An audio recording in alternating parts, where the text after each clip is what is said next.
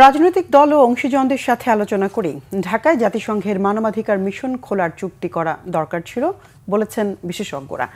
এ নিয়ে লুকোচুরি করা ঠিক হয়নি বলেও মন্তব্য তাদের।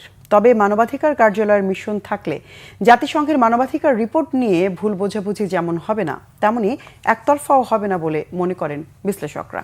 রিপোর্ট করছেন ইমরুল কায়েস। বাংলাদেশে জাতিসংঘ মানবাধিকার হাই কমিশনের মিশন চালু করতে চুক্তি সই করেছে অন্তর্বর্তী সরকার ও জাতিসংঘ মানবাধিকার হাই কমিশন অফিস। গত সপ্তাহে এ চুক্তি সই হলেও তা জানায়নি সরকার। তথ্যটি প্রকাশ হয় শুক্রবার জাতিসংঘের মানবাধিকার বিষয়ক হাই কমিশনার দপ্তরের বিবৃতিতে। চুক্তি সই নিয়ে এ ধরনের লুকোচুরির সমালোচনা করছেন বিশ্লেষকরা।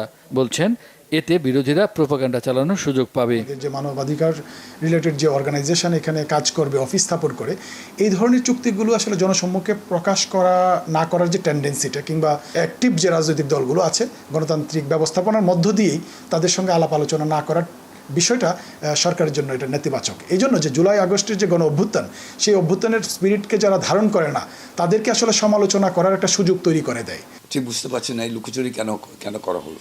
ওয়াশিংটনে অথবা ইউরোপে বসে বাংলাদেশ মানবাধিকার সম্বন্ধে লিখবে, তার চেয়ে ভালো তোমরা এখানে থাকো।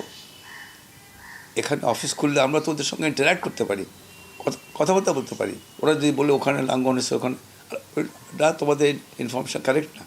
বাংলাদেশে জাতিসংঘ মানবাধিকার মিশন থাকলে মানবাধিকার পরিস্থিতির উন্নতি হবে, তাই এ উদ্যোগকে স্বাগত জানান তারা। ওরা যদি আমরা কন্ডিশন দিয়ে ওদেরকে খুলতে দিই যে তোমরা রিপোর্ট দেওয়ার আগে ড্রাফট দিতে হবে, আমরা এটা সার্কুলেট করবো টু মিডিয়া, পাবলিকের কাছে, তারপর ওই রিয়াকশান আসবে, তারপর তোমাদেরকে বসতে হবে সব পার্টির সঙ্গে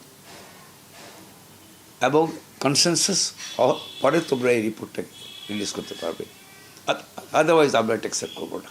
জুলাই আগস্টের যে গণ অভ্যুত্থান কিংবা বিপ্লব আমরা যেটাই বলি, সেইখানে যখন আমরা তদন্ত করব, আমরা ইনভেস্টিগেশন করে যখন মানবাধিকারের বিষয়গুলোকে স্পষ্ট করার চেষ্টা করব, সেখানে যেন কোনো গাফিলতি কিংবা ডিস্টরশন কিংবা এক্সাজারেশন যেন না হয়, সেই জায়গায় যদি এই সংস্থাটা কাজ করে এক ধরনের ওয়াচডগের মতো কিংবা এক ধরনের ক্রস চেকের জায়গাতে কাজ করে, তখন আমাদের পজিটিভ দিক আছে বলে আমি মনে করি। নাগরিক অধিকার সুরক্ষায় মানবাধিকার মিশন কাজ করবে বলে মনে করেন বিশ্লেষকরা। ইমরুল কায়েস, বাংলা ভিশন, ঢাকা।